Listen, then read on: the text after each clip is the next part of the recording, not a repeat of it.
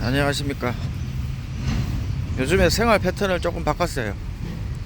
아침에 좀 시원할 때 골프 연습합니다. 밤에 해도 좋은데 낮에 시간이 좀 많아서 요즘에 골프 연습을 아침 시간으로 바꿨어요.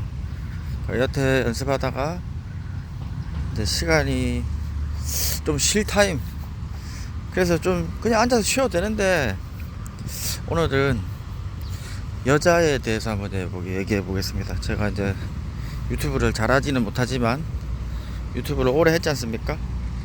오래 해서 이제 많은 분들을 만나 보니까 베트남을 좋아하는 이유가 몇 가지가 있습니다. 이제 돈 벌려고 오시는 분, 은퇴하려고 오시는 분, 그다음에 배우자를 찾으시려는 분, 아니면은 연애를 좀 편하게 하시려는 분, 마지막에 말한 배우자, 연애에 대해서 제가 아는 대로 제 소신대로 한번 말씀드리겠습니다. 확실히 있어요. 확실히 한국보다는 만나기 쉽고, 뭐 다양한 방면으로 말씀을 드리자면은, 일단은 한국에서는 이혼남이면 이혼남의 프레임에 씌워집니다. 그리고 한국 여자들은 서로 비교를 많이 하기 때문에 자기가 아무리 좋아도 그 상대방의 조건이 그 남들한테 좀 부끄러운 그런 게 있는가 봐. 그래서 이혼남은 일단 힘들죠. 또 나이가 만약에 많아봐요. 나이가 많으면 일단 베트남 여자들은 나이에 대한 거부감이 별로 없어요. 그 외국인을 뭐 동경하는지, 아니면은 외국인을 좋아하는 이유는 저 옥수한테, 와이프한테 들어보면은 그런 거래요. 매너가 있을 것 같고, 일단은 베트남 사람보다 나아 보일 거다라고 생각을 한다는 거죠. 옥수는 그렇게 생각하니까, 만약에 옥수가 보편적인 여자면 그렇게 생각을 많이 할 수도 있다는 거죠. 그죠? 근데 옥수는 아니래요. 요즘에 저랑 같이 살아보니까 한국 남자 승질 안 좋고 화 많이 내고 안 좋대. 자기 실수했대. 자, 하여튼 그렇지만 하여튼 아까 처음에 얘기한 듯이 그 베트남 여자들이 그 외국인을 바라보는 이 시점, 관점, 그런 느낌이, 첫인상이, 아니면 그냥 자기가 이럴 것이다 생각하는 게, 외국인들은 매너가 좀 더 있을 거다. 그런 게 좀 먹히는 것 같습니다. 그리고 나이 차이도 별로 신경 안 써요. 뭐 20살 차이, 24살 차이 별로 신경 안 씁니다. 제 주위에도 많고, 뭐 40살 차이까지 있잖아요. 제 주위에 40살 차이까지도 있습니다. 그러니까 한국에서 제가 이제 와이프랑 16살 차인데, 16살 차이라고 얘기하면은 한국에서 완전 도둑놈이라잖아요. 완전 도둑놈. 그러니까 이렇게 차이 나는 나이 차이를 받아들일 수 없는 문화인 거지, 한국은. 그게 어떻게 고정관념이 된 거예요. 한국 사회에서는 뭐 남자는 뭐 4살 차가 좋다. 그죠? 4살 차에서 좀 넘어가면 그 남자가 무슨 특별한 뭐 매력이 있던가, 그죠?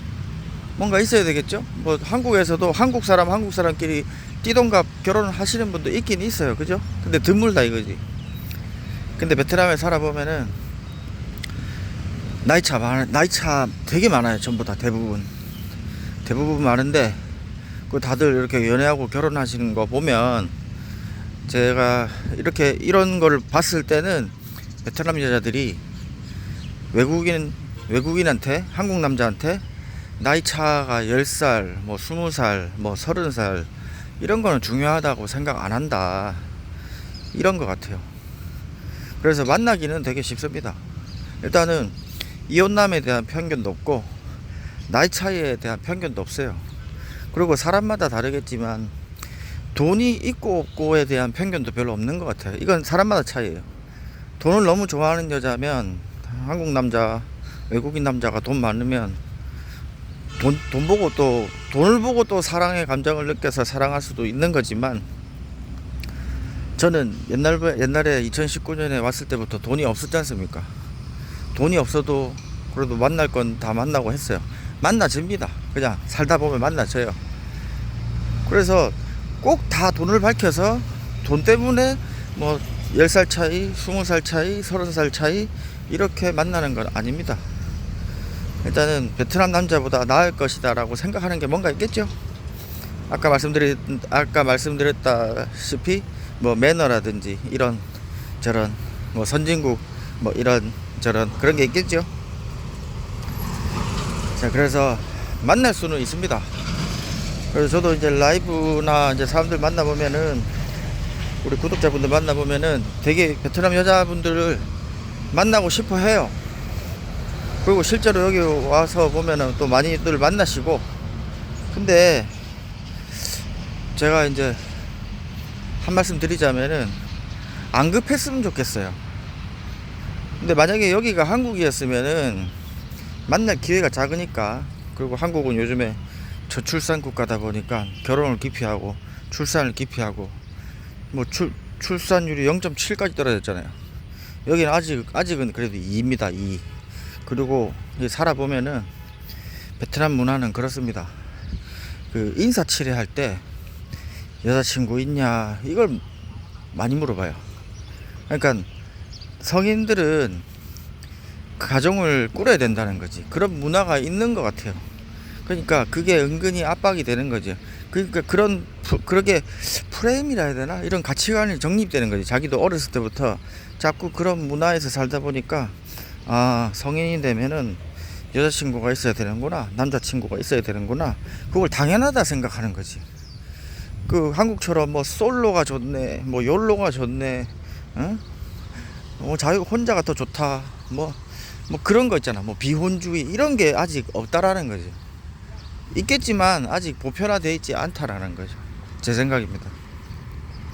그래서 남자든 여자든, 제가 이제 남자랑 안 사귀어 봐서는 모르겠는데, 근데 여자랑 사귀어 보면은 대부분 뭐 그 친구들하고도 또 만나서 얘기해 보면은 항상 관심사가 남자친구 있냐? 그럼 남자친구가 있잖아요. 만약에 생겼잖아요. 그러면 결혼 언제 할 거냐? 자연스럽게 2단계 들어가는 거야. 결혼 언제 할 거냐? 그럼 결혼을 했잖아요. 그러면 또 자연스럽게 3단계가 들어가요. 애는 언제 가질 거냐?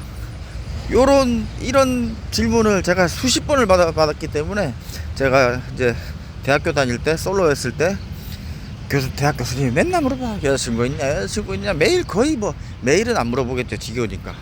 한 일주일이나 2주일 전에 요즘에 여자친구 있냐? 있다.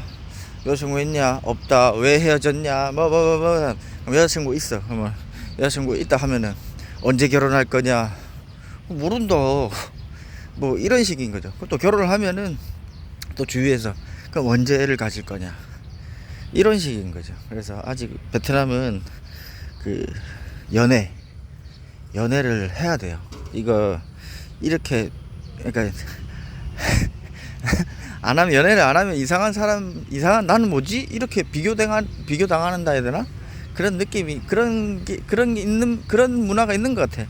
그래서 연애를 해야 되고, 그 다음에 결혼을 해야 되고, 이제 출산도까지 해야 되는데, 그럼 이제 베트남 여자 입장에서는, 그러면 어떤 신랑을 어떤 남자친구를 만나서 연애를 해서 결혼까지 해서 출산까지 할까를 고민을 하지 않습니까? 근데 그 과정에서 베트남 사람보다는 이제 외국인, 한국 남자가 뭔가 이점이 있겠죠. 그래서 저도 여기 와서 연애하고 결혼하고, 출산은 안 할 거지만 제 주위에도 여기 와서 연애하고 결혼하고 출산하고 하시는 분도 많아요. 그리고 되게 그 과정을 들어보면은 연애도 금방금방 빨리 하고, 연애하자마자 막 결혼하는 사람도 있고, 또 결혼하자마자 바로 출산하는 사람도 있고. 그래서 이런 문화가 있어서 만나기는 되게 쉽습니다. 그래서 이때까지는 제가 우리 한국에 계신, 연애하고 싶다, 베트남 여자랑 연애하고 싶다, 베트남 여자랑 결혼해서 애 낳고 알콩달콩하게 살고 싶다, 이런 분들한테 희망을 주고 싶은 메시지였는데, 자, 이제부터는 절망적인 메시지를 좀 드릴게요. 이게 음량이 좋아져야 되지 않습니까? 너무 좋은 얘기만 하면은 제가 뭐라 해야 되노, 그런 거 있지 않습니까? 마약을 주고 끊지도 못하고 아니면 뭐 인생을 나락을 가게 만들고 그런 거지 않습니까? 그래서 그런 비유가 그렇지만은 살아보면은 쉽지는 않습니다. 이게 아니, 이쁘고 어리고 얼마나 좋아, 이거는 단편적으로 생각한 거지, 진짜 실제로 살아보면은 가치관이 달라요. 생각하는 게 다릅니다. 물론 일단 하드웨어적으로는 완벽해. 어리고 예쁘고 잘해. 하드웨어적으로 잘하는데 소프트웨어가 다르다는 거죠. 우리는 윈도우를 쓰는데, 우리는 윈도우 체계에 익숙해지는 사람인데 베트남 여자들은 윈도우가 아니에요. 차라리 뭐 윈도우보다 좋은 뭐 iOS, 애플 거도 아니야. 베트남 특유의 OS란 말이에요. 그래서 이게 호환이 안 돼요. 이 가치관이, 생각하는 게 달라. 진짜 달라요. 아니 물론 뭐 가치관이 같을 수도 있는 사람이 있겠고, 아니면은 남편이 가정으로서 남편이 확 내가 하자는 대로 해라, 그렇게 해줬으면 좋겠다. 그래서 베트남 와이프가 착해갖고, 예, 오빠 하자는 대로 할게요, 이러면 아무 문제가 없는데, 그 이제 각자 OS 그 소프트웨어가 각자 구동이 되면은 충돌이 날 수밖에 없어요. 그래서 이게 문화 차이예요. 이게 말로만 쉽게 문화 차이 하는데, 실제로 살아보면은 생각하는 게 많이 다릅니다. 생각하는 게 너무 달라서 참고 살아야 돼요. 이게 사람은 고쳐서 쓰는 거 아니라 그랬어요. 이게 태어난 환경이 다르고 자라난 환경이 다르고 교육받은 환경이 다르기 때문에 가치관이 다를 수밖에 없어요. 아까 제가 초반에 얘기했잖아요. 한국 여자들의 가치관은, 요즘 트렌드는 이혼나면 안 되고, 나이 많으면 안 되고, 나이 차이 너무 많이 나면 안 되고, 이런 가치관이, 이게 교육 또는 친구 문화 이런 것을 자꾸 형성이 된단 말이에요. 그게 이제 확립이 되는 거고, 잘 안 바뀝니다, 사람은.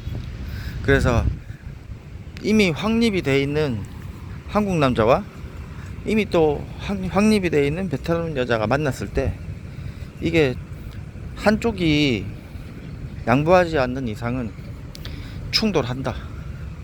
어디서 언제 어떻게 충돌할지는 예측이 안 됩니다. 예측이 되면은 매뉴얼을 만들면 되잖아요. 대응 매뉴얼 만들어 놓으면 되잖아요. 근데 안 된다니까. 제가 살아보니까 그래요.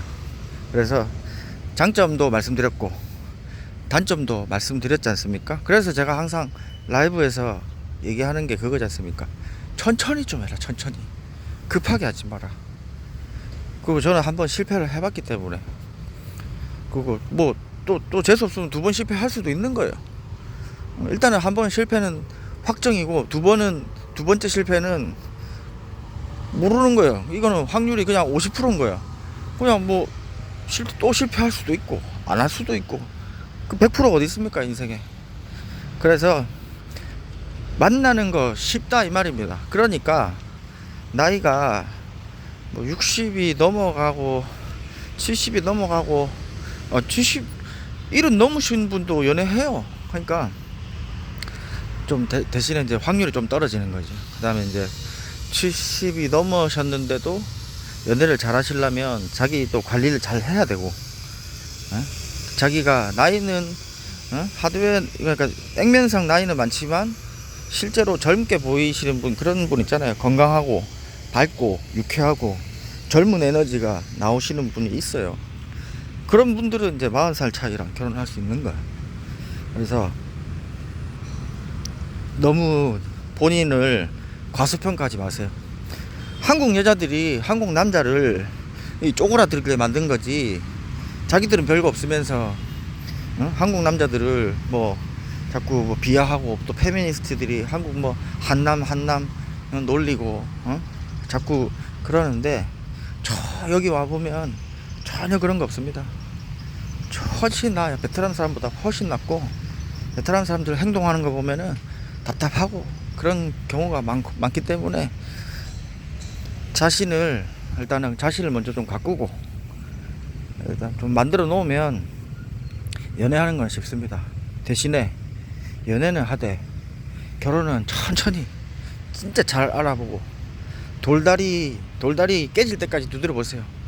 돌다리가 깨지든 손이 깨지든 한번 두드려 보세요. 두드려 보고, 나 이제 진짜 더 두드리면 손가락 부러질 것 같은데, 이 정도 한번 두드려 보세요. 그래 놓고 또 그렇게 두드렸는데도 해야 되겠다 하면 하세요.